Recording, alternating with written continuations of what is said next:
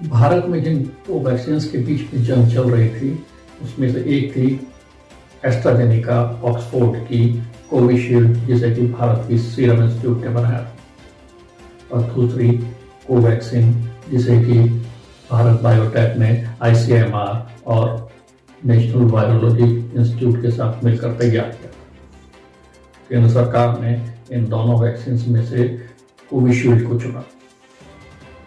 आखिर इसको चुनने के पीछे वजह क्या थी, इसके ऊपर हम चर्चा करेंगे, लेकिन उससे पहले हम जान लेते हैं कि आखिर ये दोनों वैक्सीन जो प्राथमिकता दी गई और इसमें से कोविशील्ड को क्यों चुना गया। दरअसल वैक्सीन को प्रोडक्शन सेंटर से लेकर यूज करने वाले, इम्यूनाइज होने वाले व्यक्ति तक पहुंचाने तक एक पूरे कोल्ड चेन प्रोसेस का पालन किया जाता है। कोवैक्सीन और कोविशील्ड दोनों ही ऐसी वैक्सीन थी जिसे 2 डिग्री से 8 डिग्री के बीच में सुरक्षित रखा जा सकता था। भारत के अंदर एक ऐसी व्यवस्था लंबे समय से स्थापित हो चुकी है जो किसी भी वैक्सीन के प्रोडक्शन सेंटर से देश के अंतिम गांव तक किसी भी वैक्सीन को सुरक्षित पहुंचाने में समर्थ है। और इस व्यवस्था को कायम करने में कोई 1-2 दिन नहीं बल्कि 35 साल का लंबा समय लगा है। 1985 में यूनिवर्सल इम्यूनाइजेशन प्रोग्राम के तहत नेशनल वैक्सीनेशन प्रोग्राम शुरू किया गया। NRCM के तहत 2005 के अंदर देश के हर प्राथमिक स्वास्थ्य केंद्र तक यह व्यवस्था कर दी गई थी कि वो कोल्ड चेन प्रोसेस को पूरी तरह से पालना करते हुए किसी भी वैक्सीन को सुरक्षित रख सके। और भारत में फिलहाल जो नेशनल वैक्सीनेशन प्रोग्राम के अंदर 18 वैक्सीन लगाए जा रहे हैं, उनमें जितनी भी वैक्सीन है उन सभी को 2 डिग्री से 8 डिग्री सेंटीग्रेड के बीच में सुरक्षित रखा जा सकता है। और यही वो महत्वपूर्ण कारण था जिसके लिए कोविशील्ड और कोवैक्सीन के बीच में संघर्ष था।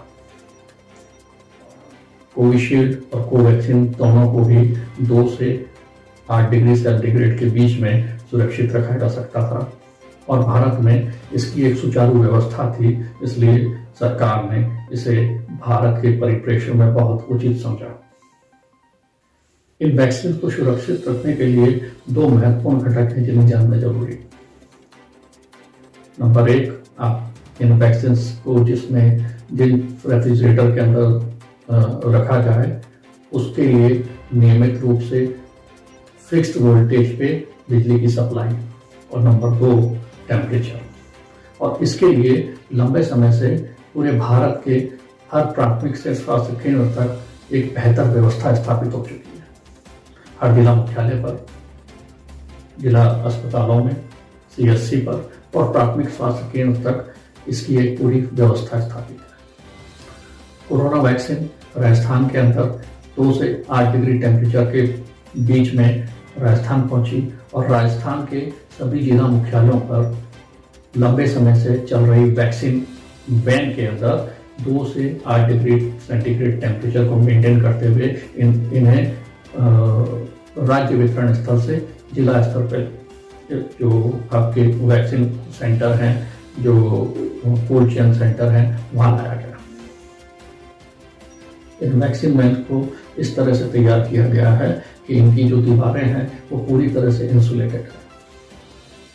जब वैक्सीन से भरे हुए रेफ्रिजरेटर को या वैक्सीन बॉक्स को टेम्परेचर 2 से 8 डिग्री टेम्परेचर के बीच में इसमें रखा जाता है तो लंबे सफर के बाद भी इसके टेम्परेचर में कोई अंतर नहीं आता। और जब ये वैक्सीन अपने हर जिला मुख्यालयों पर स्थित वैक्सीन सेंटर पे या कोल्ड चेन सेंटर पर पहुंच जाती हैं तो फिर इन्हें निकाल करके वैक्सीन वैन से निकाल करके रेफ्रिजरेटर में रख दिया जाता है। रेफ्रिजरेटर से रखने के बाद आइस बॉक्स तैयार करके, आइस बैग्स तैयार करके उनके बीच में 2 से 8 डिग्री टेम्परेचर के बीच मध्य इन वैक्सीन को, जो भी आपके वैक्सीन सेंटर्स हैं, चाहे वो जिला मुख्यालयों पे हों, चाहे CSC पे हों, चाहे PSC पे हों, वहां तक पहुंचाया जाता है। शुक्रवार को भी इसी तरह वैक्सीन वैन में कोविशील्ड वैक्सीन को रख के सिरोही जिला मुख्यालय स्थित वैक्सीन सेंटर, शिवगंज के वैक्सीन सेंटर और आउटरोड वैक्सीन सेंटर में पहुंचाया गया। वहां से इन वैक्सीन को निकाल करके वैक्सीन सेंटर पे मौजूद रेफ्रिजरेटर में रख दिया गया और जहां से इन्हें वैक्सीन बैग में निकाल करके शनिवार को जो भी रजिस्टर्ड लोग हैं उनको लगाने के लिए ले जाया जाएगा। तो ये पूरे कोल्ड चेन प्रोसेस के अंदर कहीं पे भी इसका तापमान 2 से 8 डिग्री से न तो ज़्यादा होने दिया जाता है न ही कम होने दिया जाता है, क्योंकि इससे कम और इससे ज़्यादा तापमान होने पर इन वैक्सीन के खराब होने का खतरा ज़्यादा रहता है।